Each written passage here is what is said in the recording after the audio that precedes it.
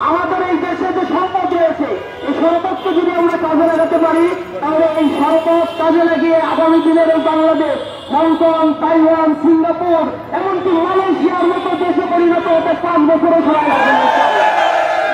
শিক্ষকরা যদি পাঠদান করতে পারে, ক্লাসে ফিরে যেতে পারে, জাতি গঠনে ভূমিকা রাখতে পারে, এই জাতির জন্য সেটাই হবে একমাত্র কল্যাণকর।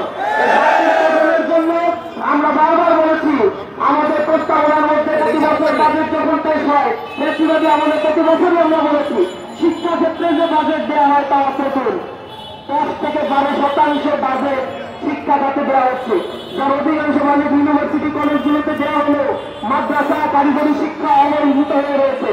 এখানে আমরা বলছি একটা দেশের বেসরকারি খাতকে উন্নত করতে গেলে যোগ্য মানব সম্পদ তৈরি করা খুবই জরুরি। আর যোগ্য মানব সম্পদ দক্ষ প্রশিক্ষণপ্রাপ্ত শিক্ষার্থীদের মধ্য দিয়েই তৈরি হবে। আর এই শিক্ষার্থীদের যারা দক্ষ করে গড়ে তুলবে সেই মানুষদের যদি ভাতা বেতন ঠিকমতো না দেওয়া হয়, তাদের প্রশিক্ষণের ব্যবস্থাগুলো ঠিকমতো না করা হয়, তাদের শিক্ষা প্রতিষ্ঠানগুলো আধুনিকায়ন এবং উন্নয়নের পথে না নিয়ে দেওয়া হয়, তাহলে কখনোই একটি জাতি গঠিত হতে পারে না। চেয়েছে আমাদের মেরুদণ্ড ভেঙে দিয়ে এই রাষ্ট্রকে অকার্যকর করে দেওয়ার জন্য।